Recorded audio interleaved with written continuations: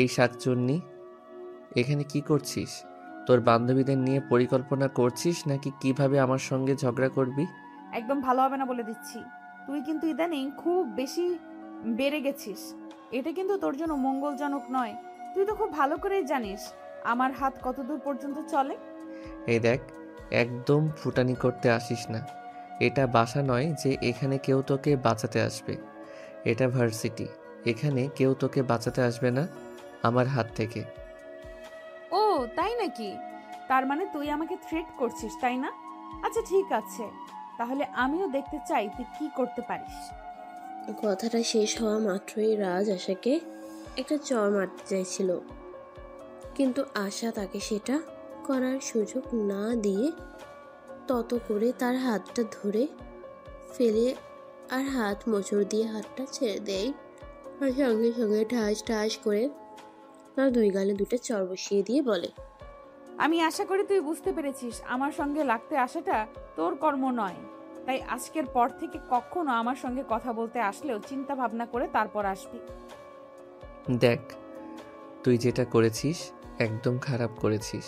এর পরিণাম কিন্তু খুবই খারাপ হবে, এটা আমি তোকে বলে দিলাম। এই বলে রাজ সেখান থেকে চলে গেল। ভার্সিটির স্টুডেন্টের সামনে অপমান করা এটা সে কোনোভাবেই হজম করতে পারছে না। ওদিকে ভার্সিটির ছুটি হতে না হতেই রাজ ভার্সিটি থেকে বের হয়ে বাসায় চলে গেল। এদিকে আশা ভার্সিটির গেটের সামনে দাঁড়িয়ে তার জন্য অপেক্ষা করছিল, কারণ প্রতিদিন ভার্সিটি ছুটি হলে রাজ বাইকে করে নেহাকে বাসায় নিয়ে যায়।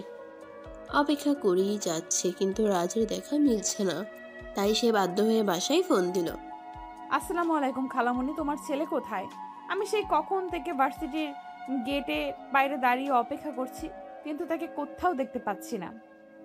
কি বলিস তুই এটা? আমার আগে সন্দেহ হয়েছিল, কিন্তু রাজ তো আমাকে বাসে এসে বলল তুই নাকি তোর বান্ধবীদের সঙ্গে ঘুরতে গেছিস, আর তাকে নাকি বাসে চলে আসতে বলেছিস। একদম মিথ্যা কথা খালামণি। তোমার ছেলে ভার্সিটিতে এসে আমার সঙ্গে বেয়াদবি করেছে, আমার গায়ে হাত তুলতে চেয়েছিল। আমি তাকে সেটা করতে দেইনি বলে সে আমার সঙ্গে রাগে এসব করছে। আচ্ছা ঠিক আছে, কোনো সমস্যা নেই, তুই একটা অটো নিয়ে বাসে চলে আয়, তারপর ব্যাপারটা আমি দেখছি।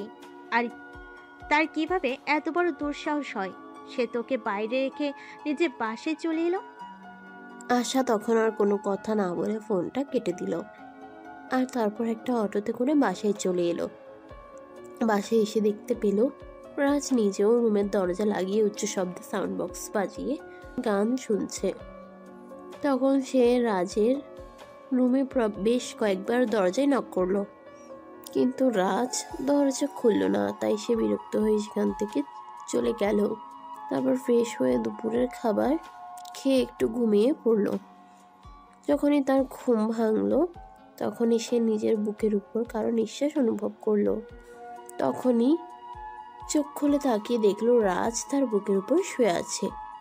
এটা দেখে সে তো একদম ভূত দেখার মতো চমকে গেল আর চিৎকার দিয়ে উঠল।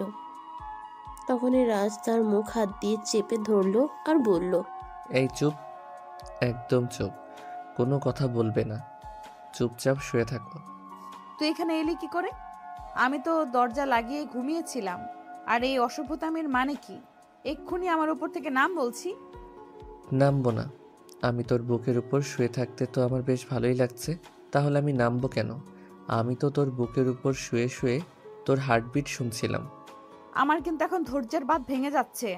তুই চুপচাপ আমার বুকের উপর থেকে নাম, এখান থেকে চলে যা। তা না হলে কিন্তু তোর সঙ্গে খারাপ কিছু হয়ে যাবে, এটা আমি তোকে বলে দিলাম। কি করবি তুই? সবাইকে এটা বলবি যে আমি তোর রুমে ঢুকে তোর উপর শুয়েছিলাম?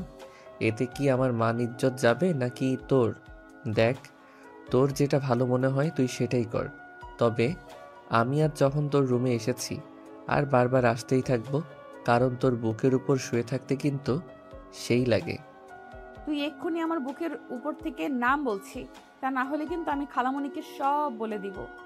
এই কথা বলে আশা রাজকে নিজের বুকের উপর থেকে ধাক্কা মেরে নিচে ফেলে দিল। আর রাজ ধাক্কার তাল সামলাতে না পেরে একদম সরে পড়ে গেল। আর তখনই ও মা গো বাবা গো বলে একটা চিৎকার দিল। চিৎকার শুনে রাজের আম্মু কিচেন থেকে দৌড়ে উপরে চলে আসলেন আর আশার রুমের দরজায় নক করতে থাকেন। কি ব্যাপার আশা, কি হয়েছে? তোর রুমে চিৎকারের আওয়াজ শুনতে পেলাম। কই খালামুনি, তুমি মনে হয় ভুল কিছু শুনেছ। আমি তো আমার রুমে শুয়ে শুয়ে ঘুমাচ্ছিলাম, তাহলে এখানে চিৎকার করবে কে? হ্যাঁ, হয়তো সেটাও হতে পারে। আসলে এখন তো তোদের নিয়ে অনেক চিন্তা হয়, কারণ দুইটা ছেলে মেয়ে তো সারাদিন সতীনের মতো ঝগড়া করিস। আচ্ছা ঠিক আছে, আমি চলে যাচ্ছি, তুই একবার একটু রান্না করে আসিস। আজ রাতে বাসায় কিছু মেহমান আসবে, তাই একটু আমাকে সাহায্য করবি। আচ্ছা খালামুনি, ঠিক আছে, কোনো সমস্যা নেই, তুমি যাও, আমি ফ্রেশ হয়ে এক্ষুনি আসছি। তখন রাজের আম্মু আর কোনো কথা না বলে চুপচাপ সেখান থেকে চলে গেলেন।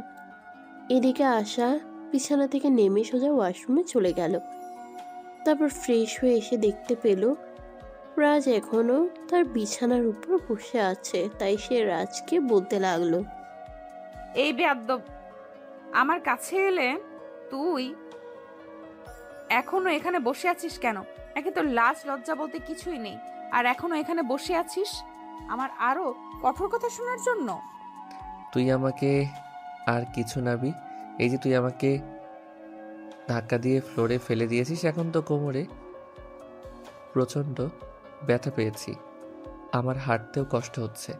তুই একটু আমাকে কোলে করে আমার রুমে দিয়ে আয়। ওরে বাবারে, ঢং দেখে আর বাঁচি নাই। শোন, আমাকে এত ঢং দেখাতে আসিস না, তোর এসব ঢং দেখতে আমার একদমই ভালো লাগে না। চুপচাপ এখান থেকে চলে যা, আমি যেন ফের রুমে এসে তোকে আর এখানে দেখতে না পাই। এই কথা বলে আশা বেগম বের হয়ে কিচেনে চলে গেল আর তার খালামণিকে রান্নার কাজে সহযোগিতা করতে বলল। এদিকে দেখতে দেখতে রাত 8টার মতো হয়ে গেল। রান্নার কাজ প্রায় শেষ, তাই আশা খালামণির কাছ থেকে বিদায় নিয়ে নিজের রুমে চলে আসলো পড়াশোনা করার জন্য। সে নিজের পড়া শেষ করে রাতের খাবার খেয়ে ঘুমিয়ে পড়ল।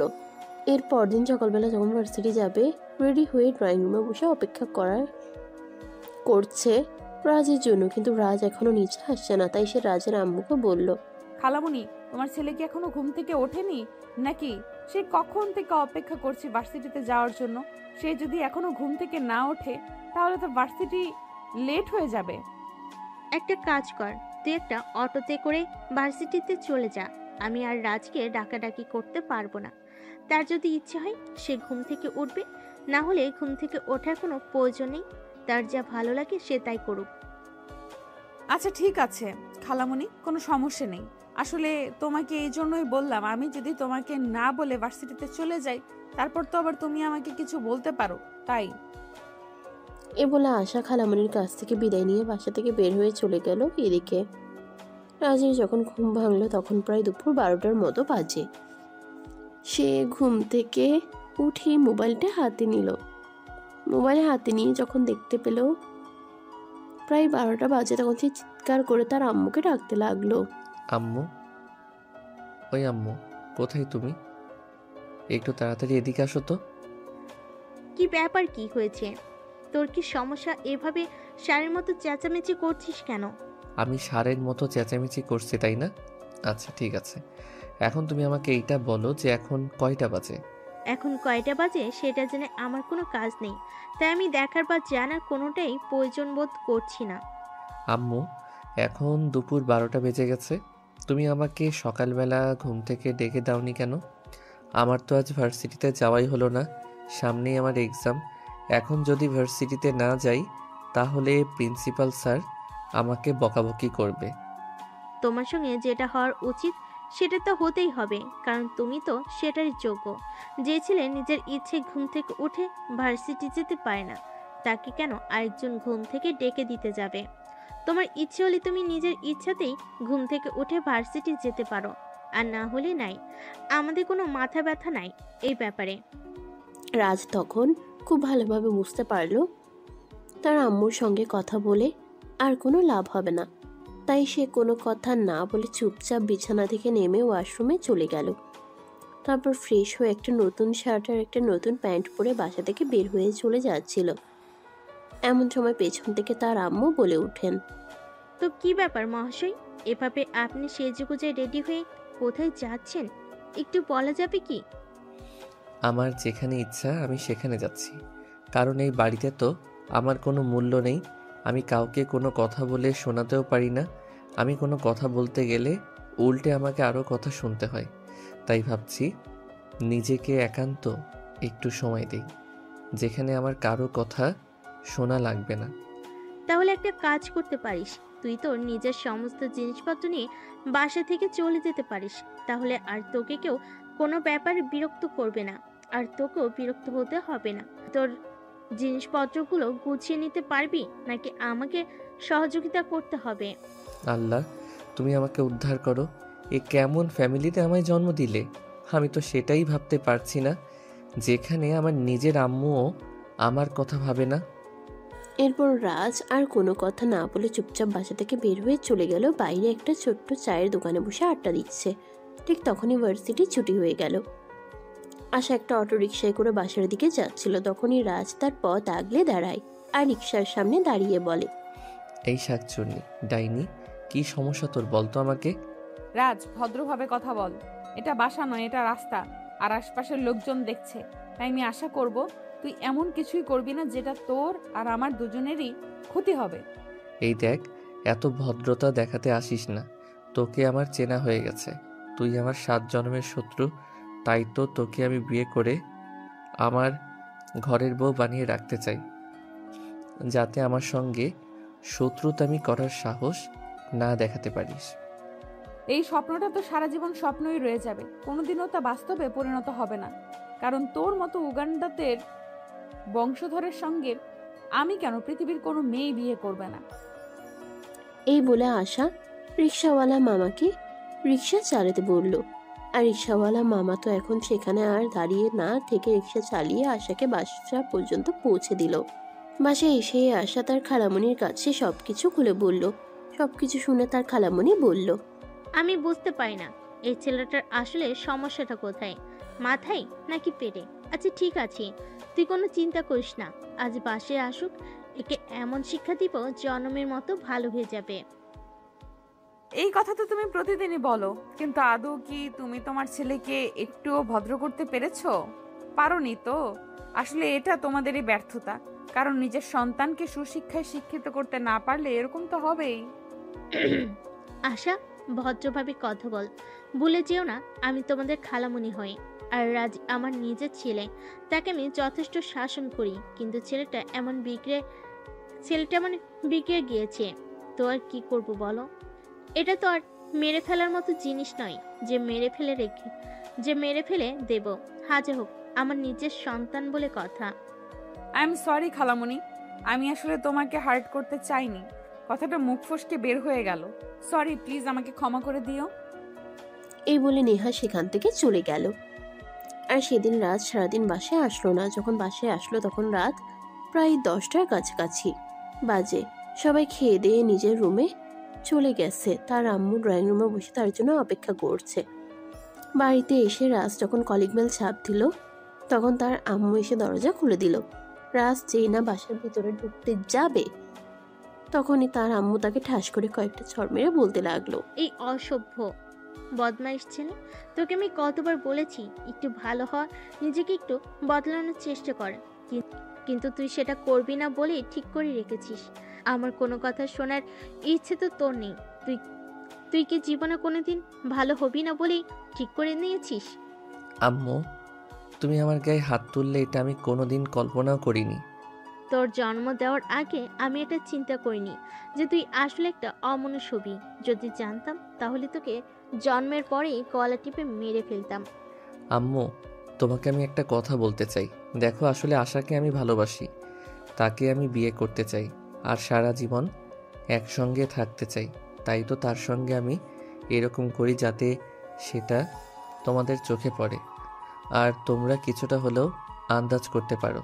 কিন্তু আশা মনে হয় আমাকে একদমই সহ্য করতে পারে না। কথাটা রাজকে শেষ করতে না দিয়ে তার আম্মু তার গালে আরো 2টা চড় মেরে বলতে লাগলো, হাই আল্লাহ, তোর মেন্টালিটি এত নিচু আমার ভাবতে অবাক লাগছে। নিজের খালাতো বোনকে বিয়ের কথা বলতে কি তোর একবার লজ্জা করেনি? ছি ছি, আমি এসব কি শুনছি?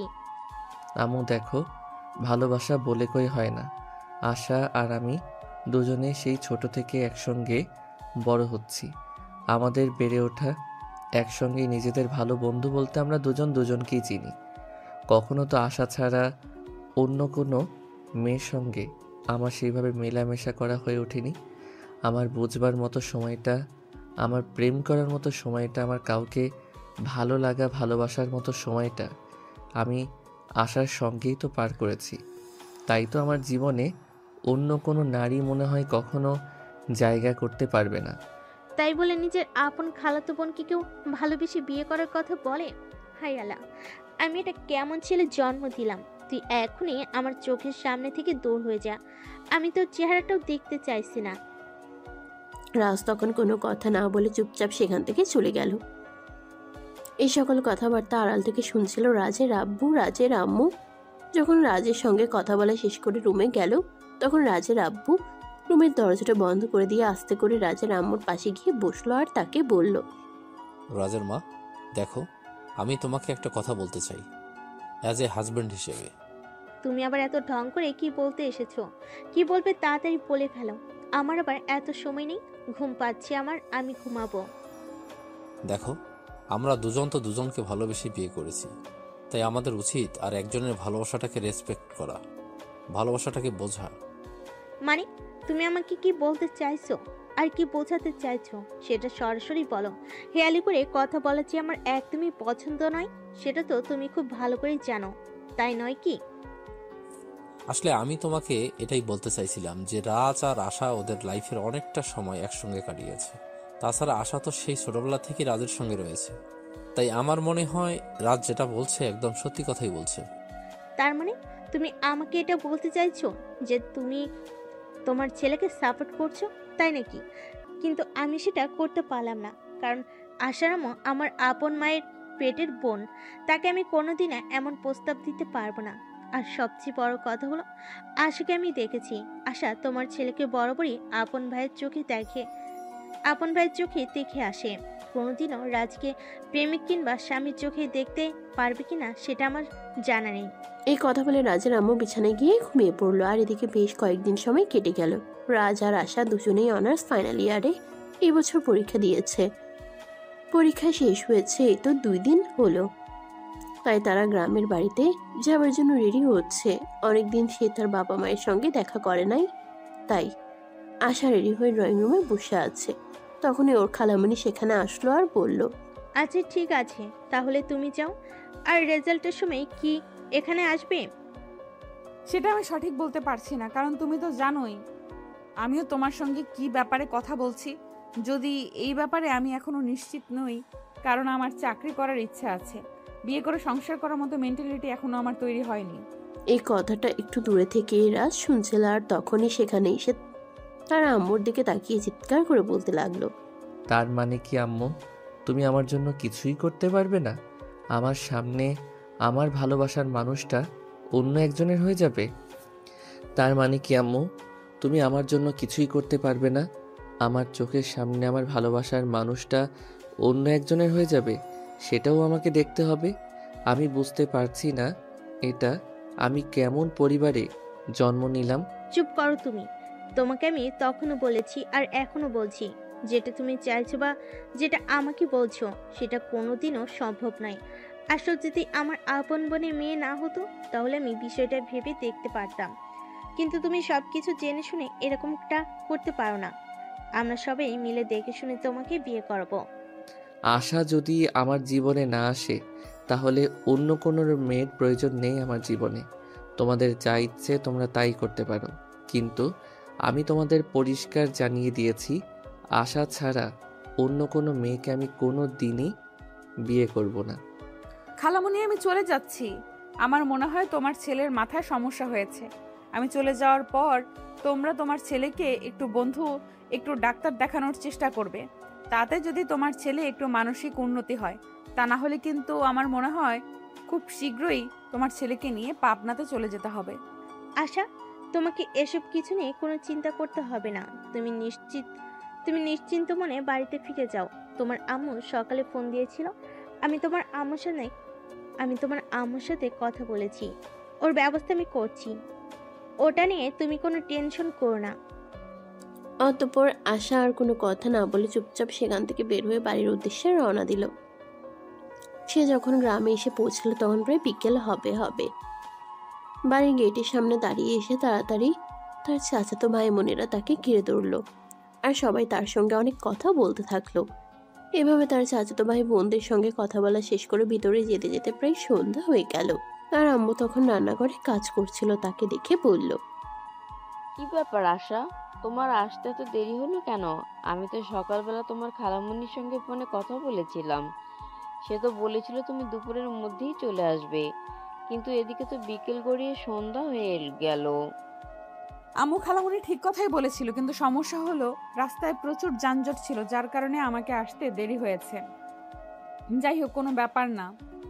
আমার খুব ক্ষুধা পেয়েছে, আমাকে কিছু খেতে দাও।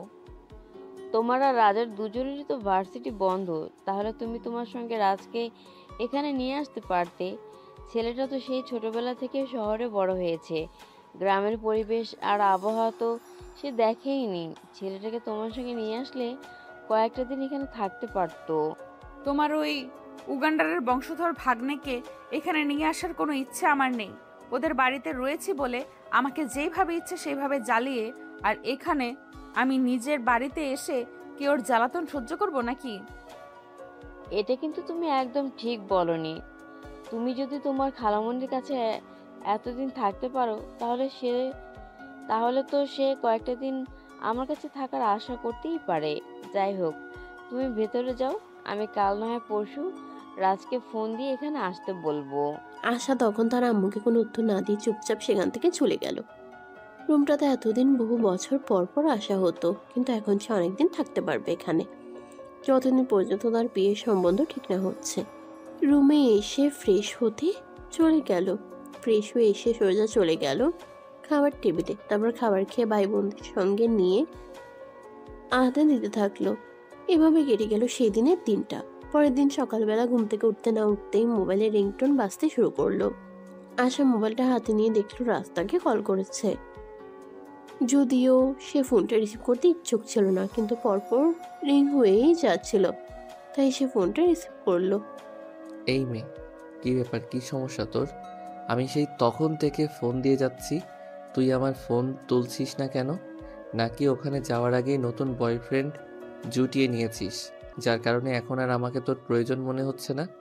দেখ, উগান্ডারের বংশধর, একদম ভদ্রভাবে কথা বল। বয়ফ্রেন্ড আমার জীবনে কোনোদিন আসেনি আর আসবেও না।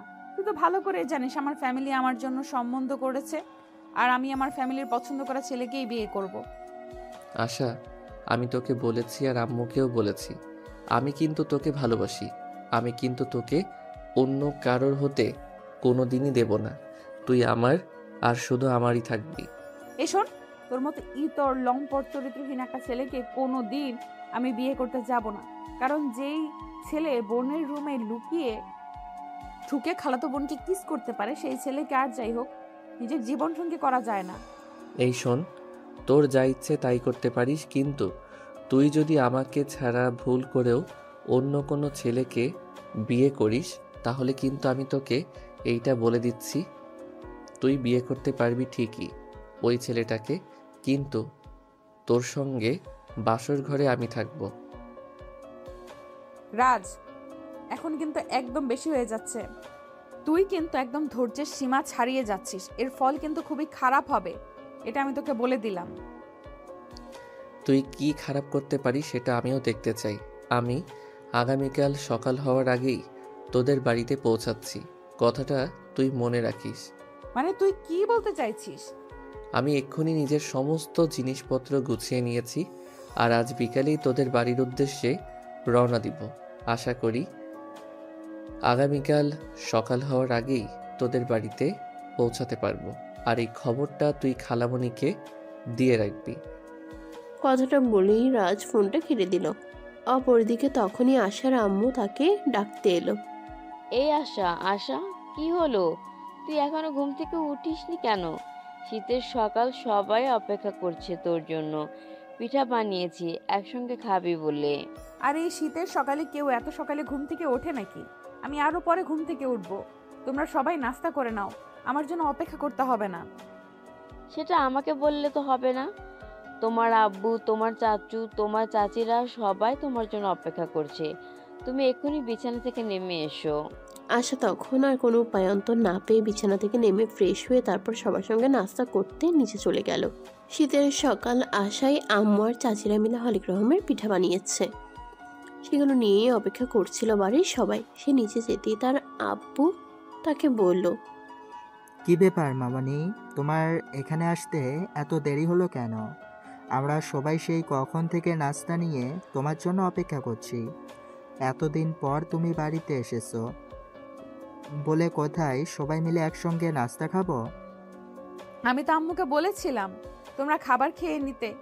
আসলে শীতের সকালে কি এত সকালবেলা ঘুম থেকে উঠতে ইচ্ছে করে, তাই তো আমি আম্মুকে বলেছিলাম আমি আরেকটু ঘুমাবো। আরে মামনি, এরকমটা বললে হয় নাকি?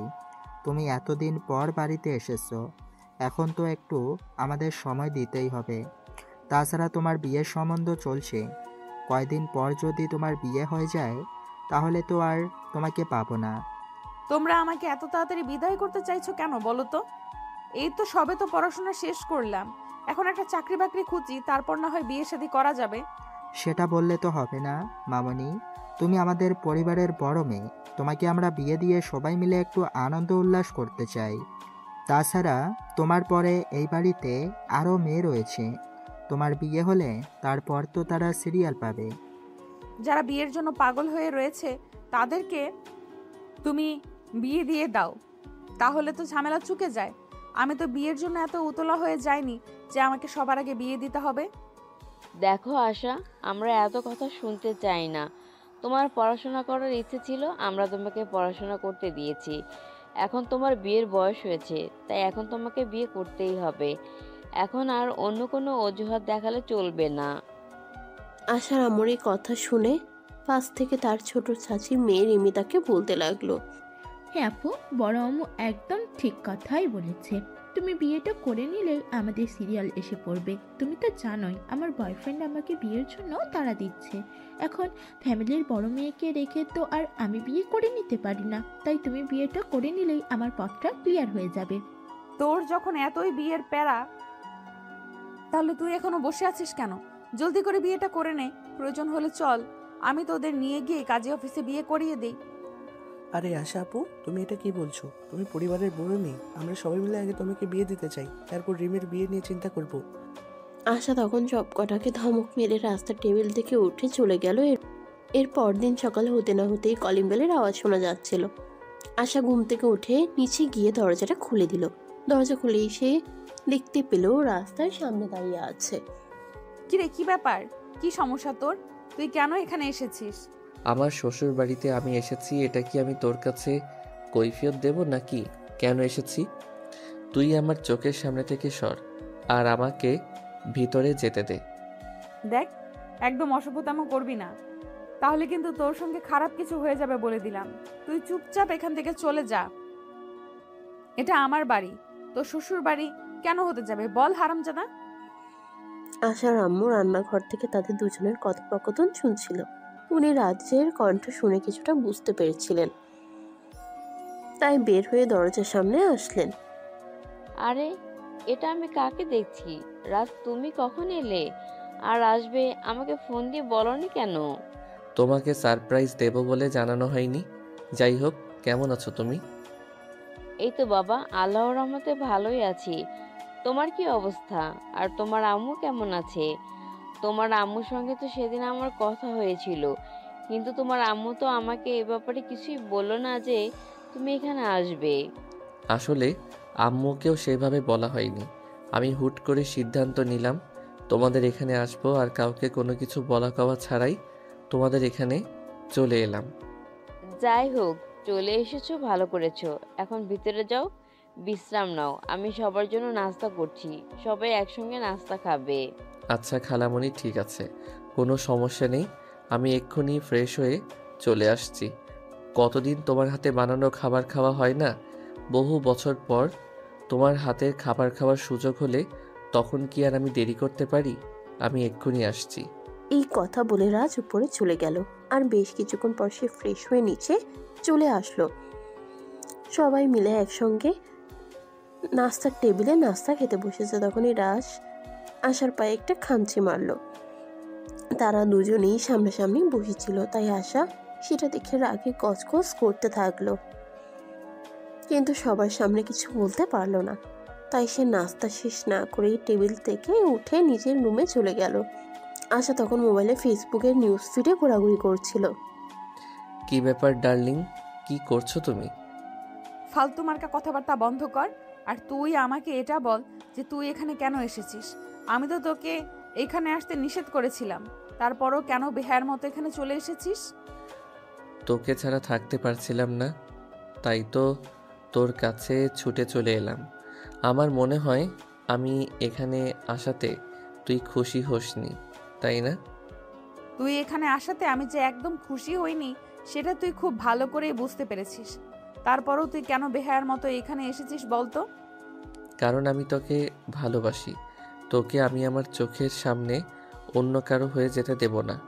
যেভাবেই হোক তোকে আমি আমার করেই নিব। তোর মনের এই সুপ্ত আশাটা কোনোদিনও পূরণ হবে না, এটাই আমার বিশ্বাস। কারণ আমি তো তোকে কোনোদিনও বিয়ে করব না, আর আমার ফ্যামিলিও মনে হয় না কোনোদিনও তোর এসব পাগলামির কোনো গুরুত্ব দেবে বলে।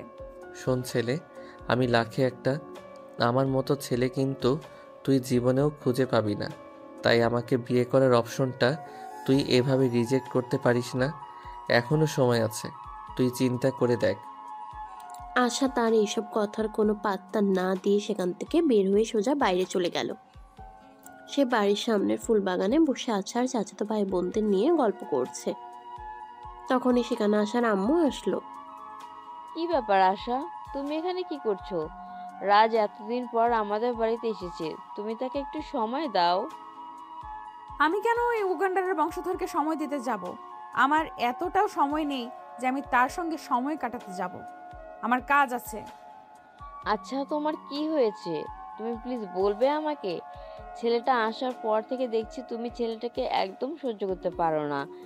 সেখানে তুমি কি করছো না করছো সে ব্যাপারে তো আমি কিছুই জানি না, কিন্তু ছেলেটা এখন আমাদের বাড়িতে বেড়াতে এসেছে, তোমার উচিত ছেলেটার সঙ্গে ভালো ব্যবহার করা। পারবো না আমি তার সঙ্গে ভালো ব্যবহার করতে, কারণ আমি যতদিন তাদের বাড়িতে থেকেছি ততদিন সে আমাকে একটু রেসপেক্ট করেনি। সব সময় আমার সঙ্গে অসভ্যতামই করেছে। আমি কেন এখন তার সঙ্গে ভালো ব্যবহার করতে যাব? আশার আম্মু তখন আর কোনো কথা না বলে চুপচাপ সেখান থেকে চলে গেল। এদিকে দেখতে দেখতে বিকেল হয়ে এলো। আশা তখন ছাদে তার ফুল গাছগুলোতে পানি দিচ্ছিল। তখনই রাজ সেখানে আসলো আর আশাকে বলল, আচ্ছা চলো না একটু বাইরে থেকে ঘুরে আসি। তোমাদের এখানে এসেছি আর তুমি তোমাদের এলাকাটা ঘুরে দেখাবে না? তোর যদি এতই ঘুরে দেখার ইচ্ছে থাকে তাহলে তুই নিজে ঘুরে দেখে আসতে পারিস। আমাকে কেন বলছিস? আমি তোকে নিয়ে কোথাও যেতে পারবো না। আর ঘুরতে যাওয়া তো অনেক দূরের কথা, তুই এটা দুঃস্বপ্নও ভাবিস না। নিজের হবু জামাইকে নিয়ে ঘুরতে যেতে তোমার সমস্যা কোথায়? চলো না একটু ঘুরে আসি। রাজের এই কথায় আশা খুব রেগে গেল। ঠাস করে রাজের গালে একটা চড় বসিয়ে দিয়ে বলতে লাগলো, এটাই আসলে তোর প্রাপ্য ছিল। তুই তো একটা নির্লজ্জ বেহায়া। আমার কাছে এলে তোকে এত কথা বলি তাও তোর লজ্জা হয় না। বেহায়ার মতো একটা কথা তুই বারবার বলতেই থাকিস। আশা করি আজকের পর আর এমন কিছু করার সাহস পাবি না। কে বলছে তোমারে আমি সাহস পাবো না? রাগ আর অভিমান হোক, তোমার ছোঁয়া তো পেয়েছি, সেটাকে আমি আমার তোমার ভালোবাসা বলে চালিয়ে নেব। জীবনে বেহায়া ছেলে বহুত দেখেছি, কিন্তু তোর মতো বেহায়া ছেলে আমি আমার সারা জীবনে একটাও দেখেছি বলে মনে হয় না। তুই আসলেই একটা বেহায়া। আশা তখন আর কোনো কথা না বলে সেখান থেকে চলে গেল। আর রাজ তখনও আশার চাচাতো ভাই বোনদের সঙ্গে বসে সেখানেই গল্প করতে লাগলো। তখনই আশার চাচাতো ভাই রাজকে বলে, ভাইয়া আমার মনে হয় আপুর পেছনে টাইম ওয়েস্ট করে আপনার কোনো লাভ হবে না, কারণ আমাদের ফ্যামিলির মেয়েরা প্রেম ভালোবাসা ওসব খুব একটা বিশ্বাস করে না। রিমের সম্পর্ক করে সেটা অন্য কথা, কারণ সে ছোটবেলা থেকেই প্রেমে বিশ্বাসী ছিল। সমস্যা নেই, চিন্তা করো না, আমি তোমাকে কথা দিচ্ছি তোমার বোন আশাকে আমি আমার ঘরের বউ বানিয়েই ছাড়বো। সে যে যাই বলুক আর যত চেষ্টাই করুক না কেন, আমি কিন্তু কোনোভাবেই তোমার বোন আশাকে অন্য কারো হতে দেব না। আচ্ছা ভাইয়া, ঠিক আছে, আপনার জন্য শুভকামনা রইল। যদি আমি জানি না আপনার মনের আশা কোনোদিন পূর্ণ হবে কি না, কারণ আশা আপু ছোটোবেলা থেকেই এক কথা, মানুষের যখন কোনো একটা সিদ্ধান্ত নেই, কেউ তাকে সেই সিদ্ধান্ত থেকে পিছু হটাতে পারে না। তারপরে যদি আপনি সেটা করতে পারেন, তাহলে মনে করব আপনি পৃথিবীতে অন্যরকম এক পুরুষ, যাকে কিনা সম্পূর্ণ আলাদাভাবে সৃষ্টি করা হয়েছে। ঠিক আছে, তাহলে অপেক্ষা করতে থাকো আর দেখতে থাকো আমি কি করি আর কি করতে পারি। এরপর চলে গেল আরও 2 থেকে 3 দিন। আজ আশাকে তার বাবার পছন্দ করা ছেলে দেখতে আসবে, তাই সকাল থেকেই বাড়িতে তোড়জোড় চলছে। আশার আম্মু সকালবেলা থেকে রান্নাঘরে, সেই সঙ্গে তার চাচিরাও সবাই মিলে বাড়িঘর পরিষ্কার করছে, গুছাগুছি করছে। দেখতে দেখতে দুপুর গিয়ে বিকেলে হতে চলল, আর পাত্রপক্ষ চলে আসলো। পাত্রপক্ষের সামনে আশাকে নিয়ে আসা হলো। আশাকে অনেক সুন্দর করে সাজানো হয়েছে। একটা পিঙ্ক কালারের শাড়ি নিয়ে আসা এমনিতেও যথেষ্ট সুন্দরী, আর এই শাড়িটাতে আশাকে অনন্য লাগছিল। দেখা দেখির পর্ব শেষ হলে আশা আর পাত্রকে আলাদা করে কথা বলার জন্য দেওয়া হলো। আর তখন আশার আম্মু রাজকে তাদের সঙ্গে যেতে বলল।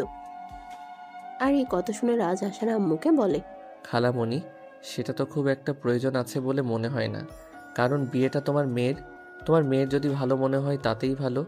সেখানে আমরা কেন যাব? আর তারা দুজন কথা বলবে, সেখানে তো কাবাবের হাড্ডি হওয়ার কোনো প্রয়োজন আছে বলে আমি মনে করি না। সেটা ঠিক আছে। আচ্ছা ঠিক আছে, যাওয়ার কোনো প্রয়োজন নেই।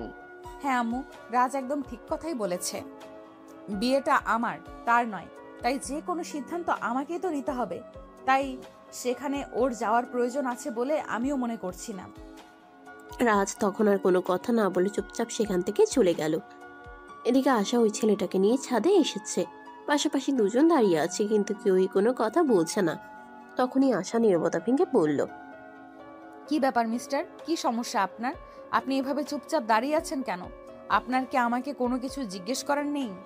না মানে, আসলে আপনাকে তো আমার অনেক কথা জিজ্ঞাসা করার ছিল, কিন্তু কিভাবে জিজ্ঞেস করব সেটা তো বুঝতে পারছি না। আপনার সঙ্গে তো আজকেই প্রথম পরিচয়। শুনুন, এত হেয়ালি কোনো আমার একদমই পছন্দ নয়। আপনার যদি আমাকে কিছু জিজ্ঞাসা করার থাকে তাহলে আপনি আমাকে জিজ্ঞেস করতে পারেন, আমি নির্দ্বিধায় আপনার প্রশ্নের উত্তর দিয়ে দেব। না মানে, আসলে আমি আপনার কাছ থেকে বেশি কিছু জানতে চাই না। আপনি কি রিলেশনশিপ কন্টিনিউ করছেন? মানে আপনার কি কোনো বয়ফ্রেন্ড আছে? জাস্ট এইটুকুই জানার আছে, এর বেশি কিছু জানতে চাই না আমি।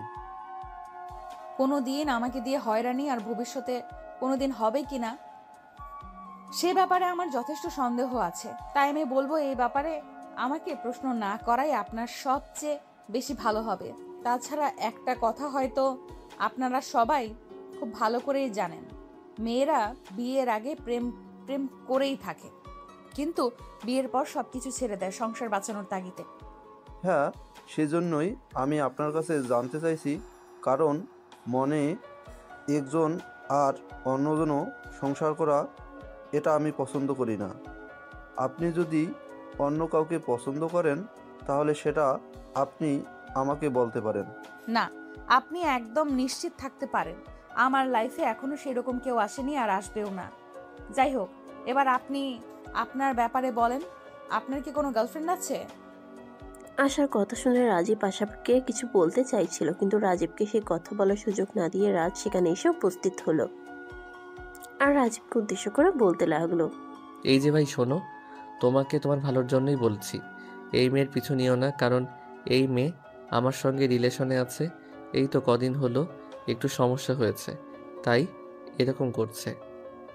এক্সকিউজ মি, আপনাকে তো আমি চিনলাম না। আরে ভাই, তুই আমার গার্লফ্রেন্ডকে পটিয়ে বিয়ে করতে চাইছিস, আর এখন কি না তুই আমাকে বলছিস তুই আমাকে চিনতে পারছিস না? তাহলে তুই কেমন ছেলে সেটা তুই তোর নিজের কাছে প্রশ্ন কর। আরে ভাই, আপনি এত হ্যালিফোনা না করে আমাকে এটা বলুন যে কে আপনি, আর আমার হবু স্ত্রীর সঙ্গে আপনার কি সম্পর্ক? আরে ভাই, ও আমার গার্লফ্রেন্ড, সেই ক্লাস 9 থেকে ওর সঙ্গে সম্পর্ক, আর এই বছরই আমরা অনার্স কমপ্লিট করতে চলেছি। আর এখন কিনা তুই বলছিস আমি কে? ভাই শোন, বিয়ে যদি তুই করিস তাহলে ও কিন্তু তোর বউকে পালিয়ে নিয়ে গিয়ে বাসরটা আমিই সারবো। রাজের কাছ থেকে এমন কথা শুনে রাজীব কি করবে সেটা ভেবেই পাচ্ছিল না, তাই সে আশাকে প্রশ্ন করে। কি ব্যাপার ম্যাডাম, আপনার ব্যাপারে উনি এসব কি বলছেন? আপনি কি দয়া করে আমাকে খুলে বলবেন কিছু? এ ব্যাপারে আমি আপনার মুখ থেকে শুনতে চাই। আরে আপনি এর কথা একদম বিশ্বাস করবেন না, এর মাথায় সমস্যা আছে, সব সময় এরকম উল্টাপাল্টা বকে। আরে ডার্লিং, তুমি এরকম কেন করছো? তোমার সঙ্গে তো আমার সেদিন একটু ঝামেলা হলো, আর তার জন্য তুমি আমাকে ফেলে অন্য কাউকে বিয়ে করে নেবে, এমনটা হতে পারে নাকি? তুমি ওকে বলে দাও যে তুমি আমাকে ভালোবাসো। দেখ রাজ, এখন কিন্তু একদম বেশি বাড়াবাড়ি হয়ে যাচ্ছে। আমি কিন্তু তোর ব্যাপারে সবার কাছে বলে দেব। কথাবার্তা বন্ধ করে এই সব কিছু আমি আর সহ্য করতে পারছি না। এবার তুই দয়া করে আমাকে রেহাই দে। এতদিনের ভালোবাসার সম্পর্ক আমাদের, আর তুই আমাকে বলবি আমি তোকে রেহাই দিয়ে দিব? এমনটা তো হতেই পারে না। আমি আমার সামান্য একটা ভুলের জন্য নিজের ভালোবাসাকে কখনোই হারাতে পারবো না। তুই আমার প্রথম আর শেষ ভালোবাসা, জীবনের বিনিময়ে হলেও তোকে আমি আমার করবই। দেখুন মিস আশা, নিজের বয়ফ্রেন্ডকে বাড়িতে ডেকে এনে আমাদের এভাবে অপমান করা খুব বেশি দরকার ছিল না। আরে ভাই, আপনি ভুল ভাবছেন। এ আমার বয়ফ্রেন্ড নয়, এ আমার খালাতো ভাই। এর সঙ্গে আমার কোনো প্রেমের সম্পর্ক নেই। আপনার যদি আমার কথা বিশ্বাস না হয় তাহলে আপনি আমার ফ্যামিলির মানুষদের কাছে জিজ্ঞাসা করতে পারেন, তারা আপনাকে একই কথা বলবে। আপনি আমাকে পাগল মনে করছেন নাকি? আমি তো সেটাই বুঝতে পারছি না।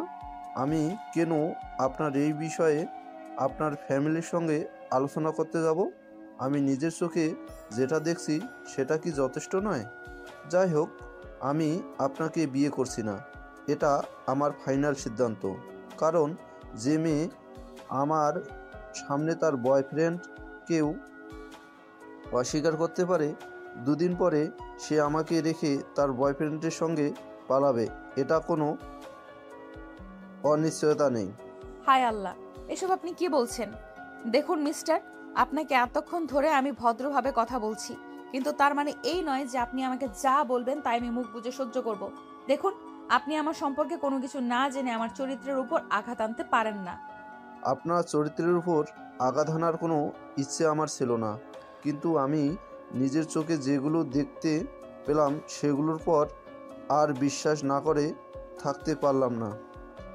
যাই হোক, আপনার সঙ্গে আর কোনো কথা নেই, আপনার ফ্যামিলির সঙ্গেই কথা হবে। এই কথা শুনে রাজীব নিচে চলে আসলো, আর পিছু পিছু আশা আর রাজু নিচে আসলো। তাদেরকে নিচে আসতে দেখিয়ে আশার আব্বু রাজীবকে জিজ্ঞাসা করলো, তো কি ব্যাপার, তোমরা কি সিদ্ধান্ত নিলে? সিদ্ধান্তের কথা পরে বলুন, আগে আপনি আমাদের এটা বলুন যে আপনি সব কিছু জেনে শুনে কেন আমাকে ডেকে এনে অপমান করেছেন? আপনি তো জানতেন আপনার মেয়ের অন্য একটা ছেলের সঙ্গে সম্পর্ক রয়েছে, তারপরও কেন আপনি আমাদের এখানে ডেকে নিয়ে আসলেন? এসব তুমি কি বলছো? অন্য একটা ছেলের সঙ্গে সম্পর্ক আছে মানে? আমার মেয়ে তো কোনোদিন আমাকে এ ব্যাপারে কিছুই বলেনি যে সে অন্য ছেলের সঙ্গে রিলেশনে আছে। হ্যাঁ, আপনার মেয়ে আমাকেও বলেনি। আমি যখন জিজ্ঞেস করলাম বয়ফ্রেন্ডের ব্যাপারে, তখন আপনার মেয়ে আমাকে মুখের উপর না বলে দিয়েছে। কিন্তু ওই ছেলেটা যদি তখন সামনে এসে সত্য কথা না বলতো, তাহলে তো আমি জানতেই পারতাম না যে আপনার মেয়ের বয়ফ্রেন্ড আছে। ওই ছেলেটা মানে তুমি কোন ছেলেটার কথা বলতে চাইছো? আমি তো কিছুই বুঝতে পারছি না। তুমি একটু দয়া করে বিষয়টা আমাকে খুলে বলবে? রাজীব তখন সামনেই দাঁড়িয়ে থাকায় রাজকে হাত ধরে টেনে সবার সামনে দাঁড় করিয়ে বলে, এই যে এই ছেলেটাই আপনার মেয়ের বয়ফ্রেন্ড। আপনার মেয়েকে যখন আমি জিজ্ঞেস করেছিলাম তখন সে আমাকে কিছুই বলেনি, আর ঠিক ওই মুহূর্তে এই ছেলেটা এসে সব কিছু আমাকে বলে দিয়েছে। ভাগ্যিস ছেলেটা সমস্ত সত্য কথা আমাকে বলে দিয়েছে, তা না হলে তো খুব খারাপ কিছু একটা হয়ে যেতে পারতো। আরে ভাই, আপনি কেন বুঝতে পারছেন না? আমি সেই তখন থেকে বলছি সেরকম কিছুই নয়। এই ছেলেটা আমার খালাতো ভাই, তার সঙ্গে আমার সেরকম কোনো সম্পর্ক নেই। সে আপনাদেরকে শুধু শুধু বোকা বানাচ্ছে এবং আপনাদের সঙ্গে ফাজলামো করছে। আরে বাবা, আমি ফাজলামো কেন করতে যাব? আমি যেটা সত্য সেটাই বলছি। আপনারা সবাই শান্ত হয়ে বসেন না আর আমার কথা শুনুন। আশা আর আমি সেই ছোটবেলা থেকে একসঙ্গে বড় হয়েছি, আর ভালোবাসা ভালো লাগার মতো বয়সটাতে দুজন দুজনকেই কাছে পেয়েছি। তাই আমাদের মধ্যে ভালোবাসাটা নিজেদের অজান্তেই তৈরি হয়ে গেছে। আশা করি আপনারা সবাই এই বিষয়টা খুব ভালো করে বুঝতে পেরেছেন। আমাকে আর আপনাদেরকে কিছুই খুলে বলতে হবে না। হ্যাঁ ভাই, আমরা সবাই বিষয়টা খুব ভালোভাবেই বুঝতে পেরেছি।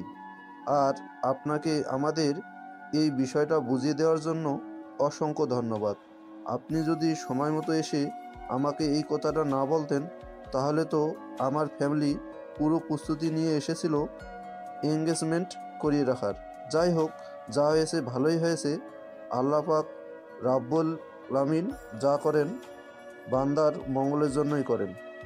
এরপর আর কোনো কথা না বলে রাজীব তার ফ্যামিলির মানুষজনদের নিয়ে আশাদের বাড়ি থেকে বের হয়ে চলে গেল। এদিকে মানুষজন চলে যাওয়াতে আশার ড্রয়িং রুমে বসে বসে কান্না করছে। বাড়ির সবাই সেখানে বসে আছে, কেউ কোনো কথা বলছে না, চুপচাপ নীরবতা চলছে। তখনই সেখান থেকে উঠে এসে আশার আম্মু রাজের হাত ধরে বলল, রাজ বাবা, তুই কেন করলি আমাদের সঙ্গে এরকমটা? তুই তো খুব ভালো করেই জানিস আমরা আশাকে বিয়ে দেওয়ার জন্য কতটা তৎপর হয়ে আছি।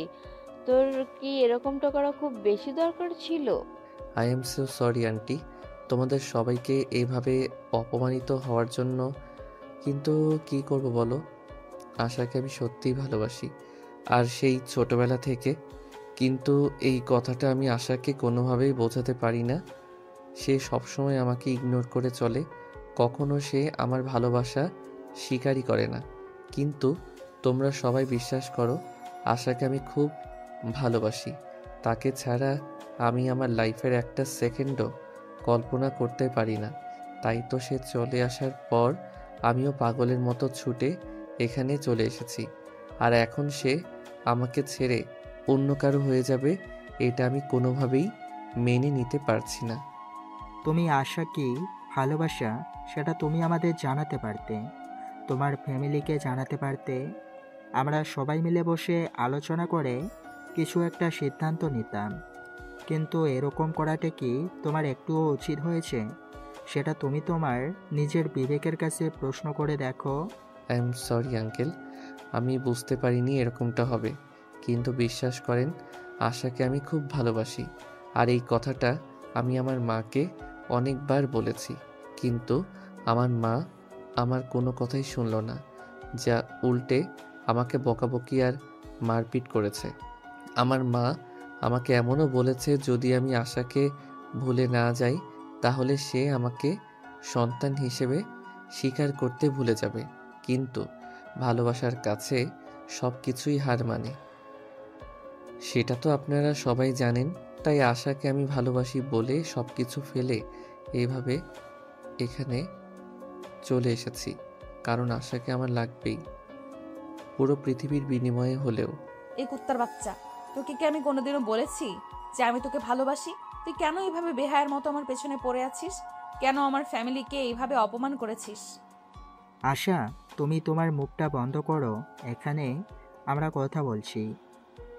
তোমাকে কথা বলতে বলা হয়নি। আমরা যখন সবাই তোমার বিয়ের সম্বন্ধ নিয়ে ব্যস্ত ছিলাম, তখন তোমার এই কথাটা আমাদেরকে জানানো উচিত ছিল যে রাজ তোমাকে পাগলের মতো ভালোবাসে। তাহলে আমরা এইসব কিছু করতাম না। বিকজ রাজ যথেষ্ট ভালো একটা ছেলে, আর সে তোমাকে অনেক ভালো রাখবে, এটা আমি বিশ্বাস করি। আব্বু, ও ভালোবাসে, তাতে কি করার আছে? কি যায় আসে? আমি তো ওকে ভালোবাসি না, তাহলে আমি কেন ওর কথা মেনে নেব আর ওকে বিয়ে করব? কখনোই না। আমি ওরে কোনো দিনই বিয়ে করতে পারবো না। তোমরা ওরে এখান থেকে বিদায় করে দাও। আশা, তুই আমাকে যত অপমান আর অপদস্থই করিস না কেন, আমি যখন একবার এখানে এসেছি তখন আমি তোকে ছাড়া এখান থেকে কোনোভাবেই যাব না। আমার নিজের জীবনের বিনিময়ে হলেও তোকে এখান থেকে নিয়ে তারপর যাব। দেখ রাজ, আমার কিন্তু এখন খুবই মেজাজ খারাপ হচ্ছে। তুই আমার চোখের সামনে থেকে দূর হ। তোর চেহারাটাও দেখতে চাইছি না। তোর জন্য আজ আমার পুরো ফ্যামিলিকে আমার চোখের সামনে অপদস্থ হতে হয়েছে। তুই বুঝতে পারছিস না তুই কি করছিস? এই কথা বলার পর রাজ যখন সেখান থেকে যাচ্ছিল না তখন আশা সেখান থেকে চলে গেল। আসলে এরকম একটা ঘটনা ঘটবে এটা ফ্যামিলির কেউ কল্পনাই করেনি। যদি তারা এটা জানতো তাহলে হয়তো আজ এরকম পরিস্থিতির মুখোমুখি হতে হতো না। আশা নিজের রুমে এসে রুমের দরজা বন্ধ করে কান্না করছে।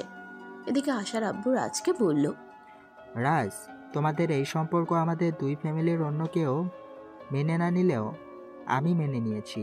তুমি আশার রুমে যাও আর ওর সঙ্গে কথা বলো, নিজেদের মধ্যে ঝামেলাটা মিটিয়ে নেওয়ার চেষ্টা করো। Okay uncle, thank you so much. অন্য কেউ না বুঝলে আপনি বুঝতে পেরেছেন, এটাই আমার জন্য যথেষ্ট। এবার রাজ সেখান থেকে সোজা আশার রুমের সামনে চলে গেল।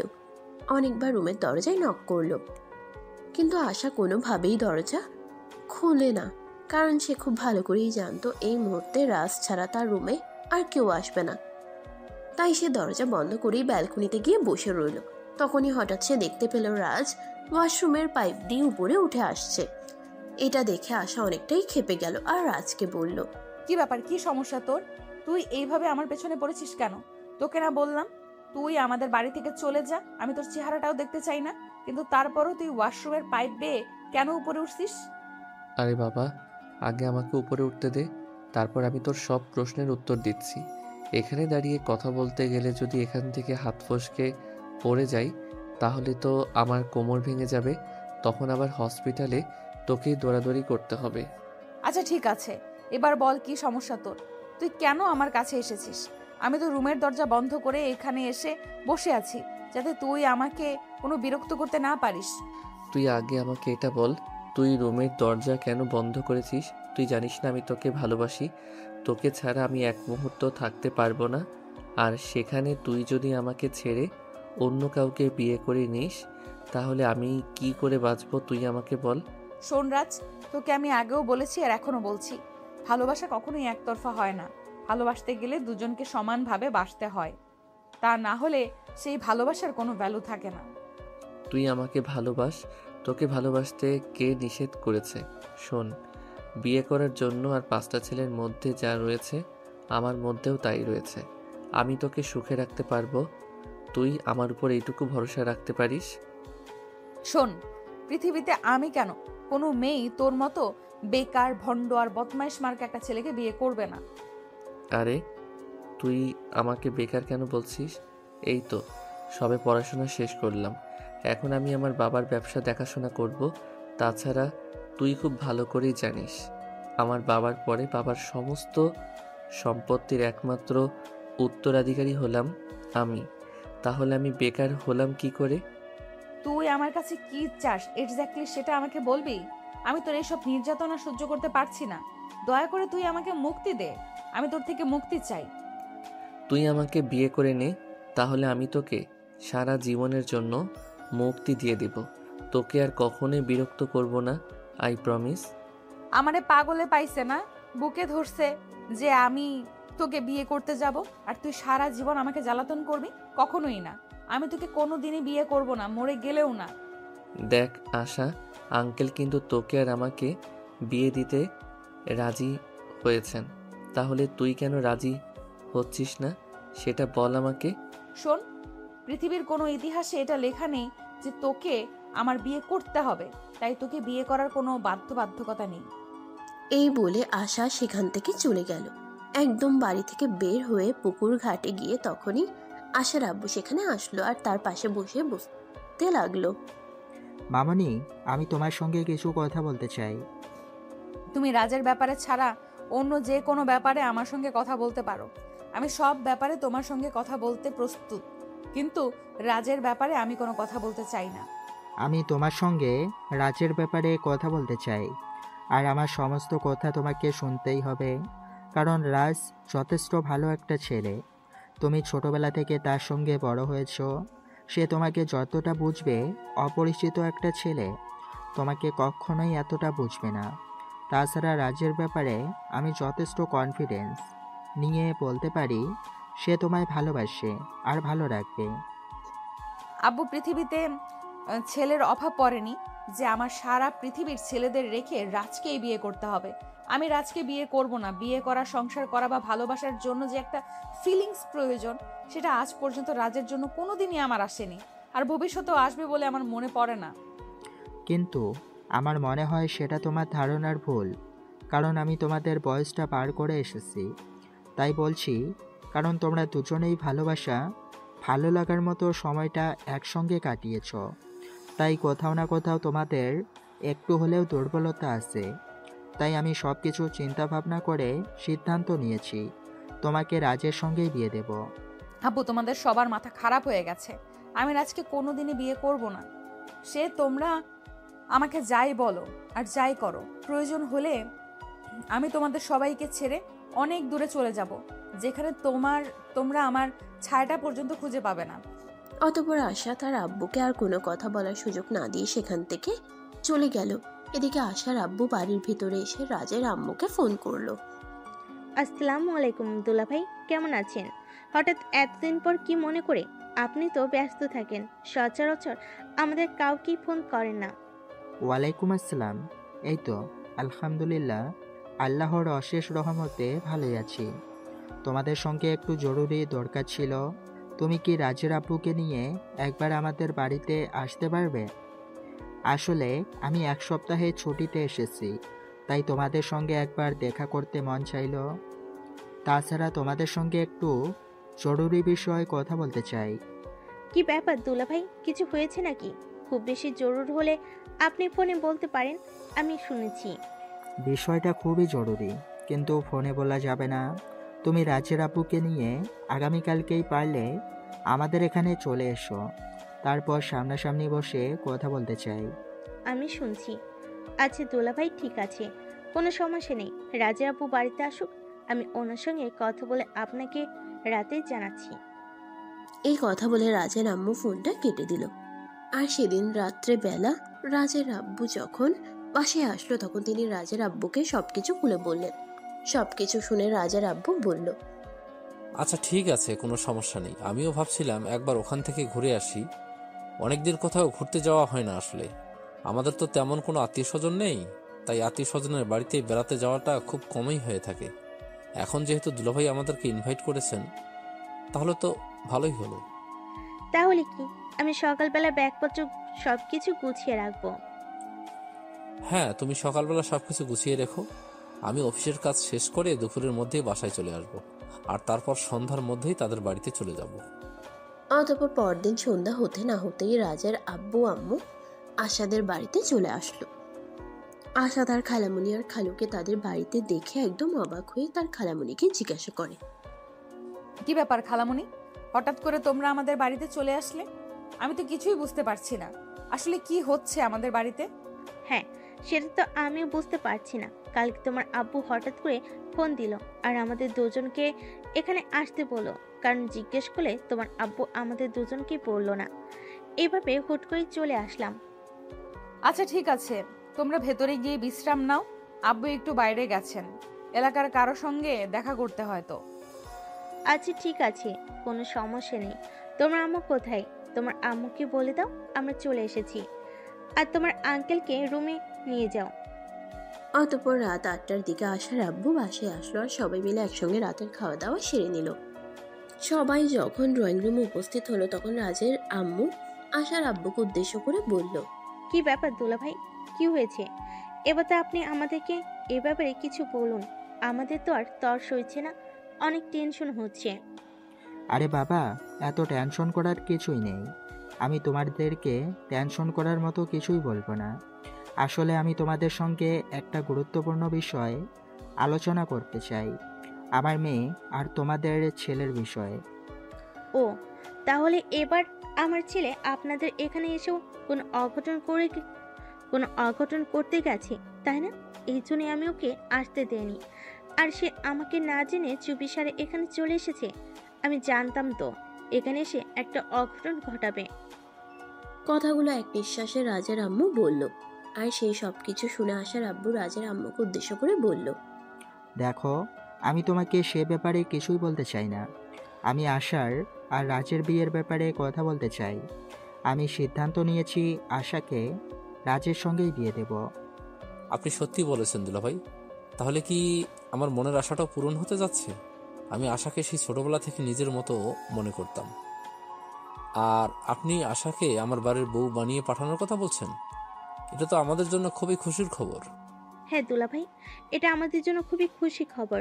রাজ আশিকে ভালোবাসে সেটা আমি জানি, কিন্তু আমি ভেবেছিলাম আপনার এই সম্পর্ক কোনোদিন মেনে নিবেন না।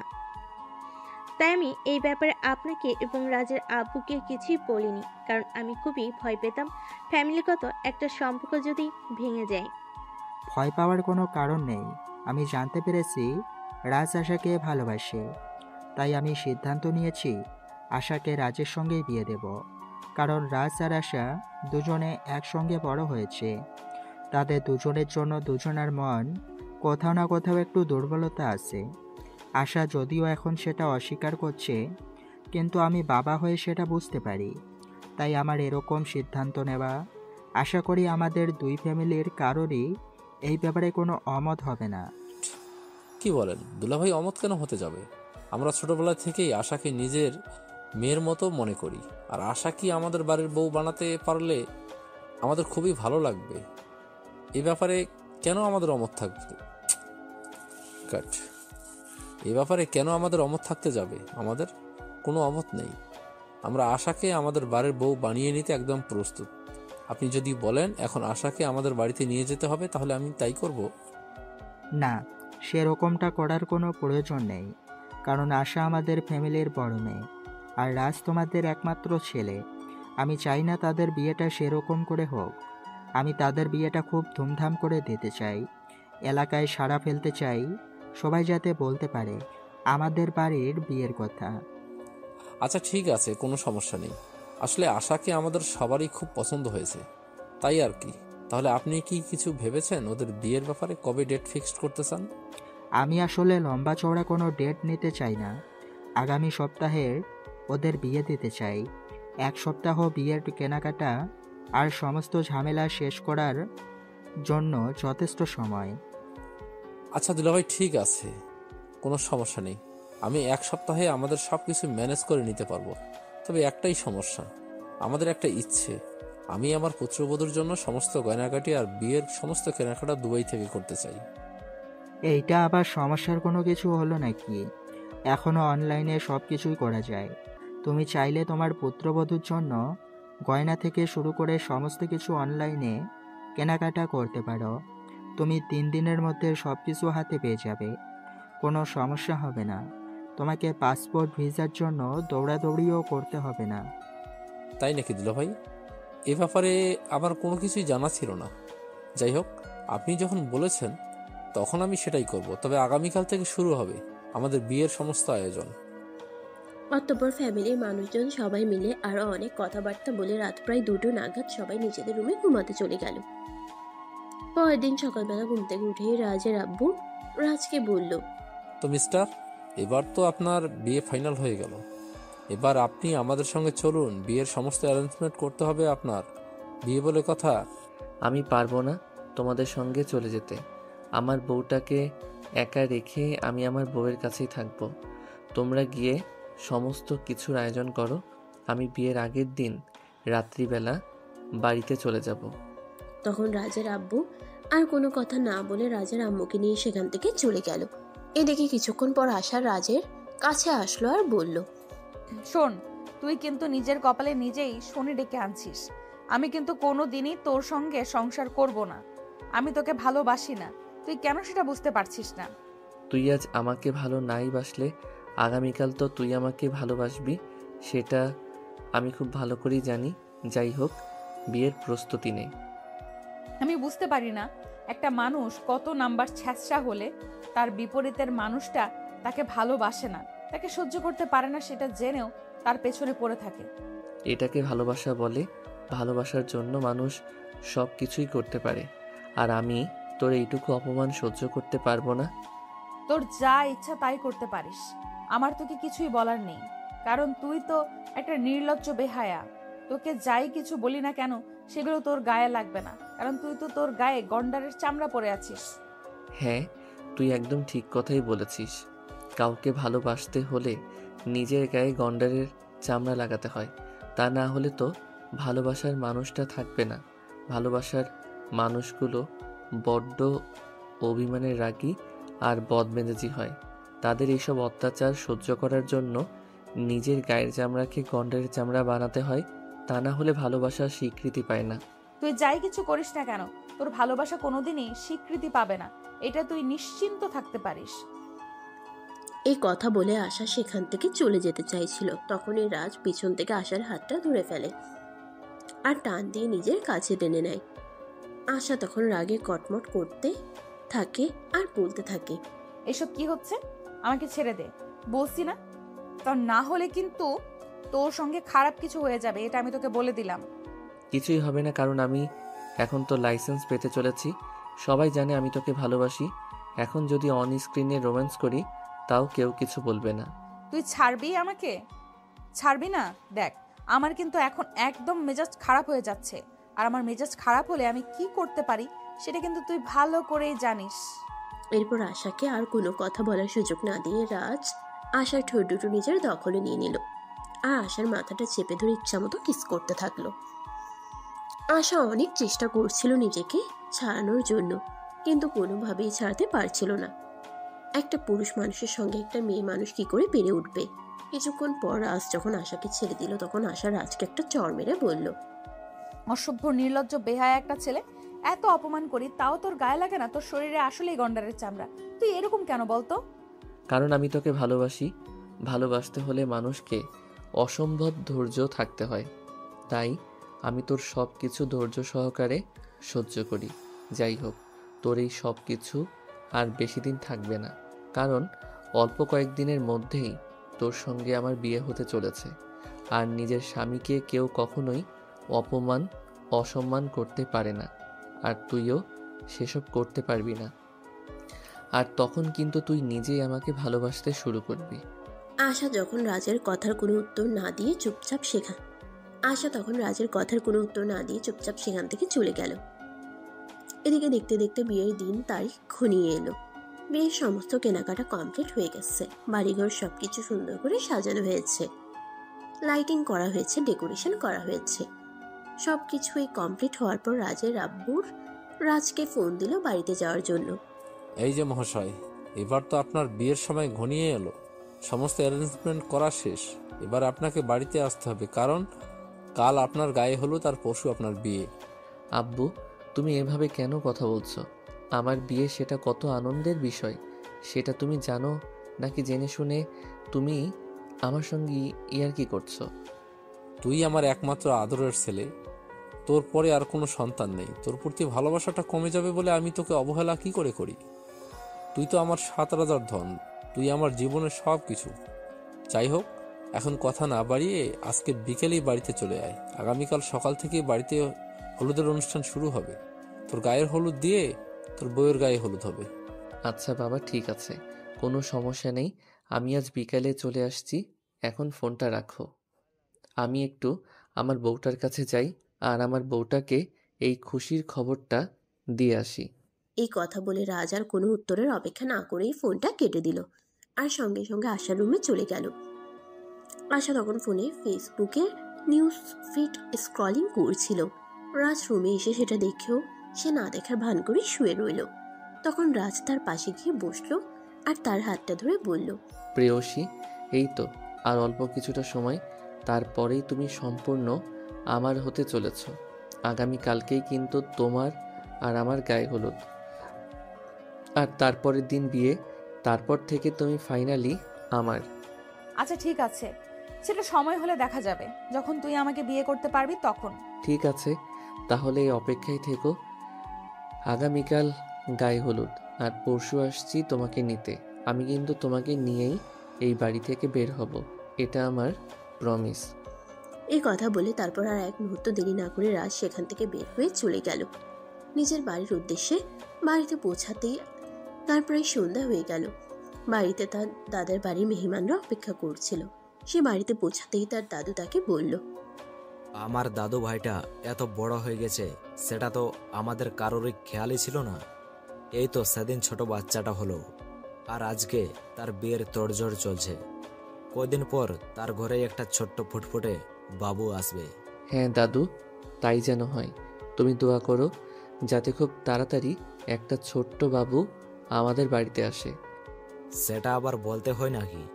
আমি যখন থেকে তোর বিয়ের খবর শুনেছি তখন থেকে নামাজ পড়ে আল্লাহর কাছে দোয়া করছি যেন কিছুদিনের মধ্যেই আমার দাদু ভাইয়ের ঘরে ছোট্ট ফুটফুটে একটা বাবু আসে।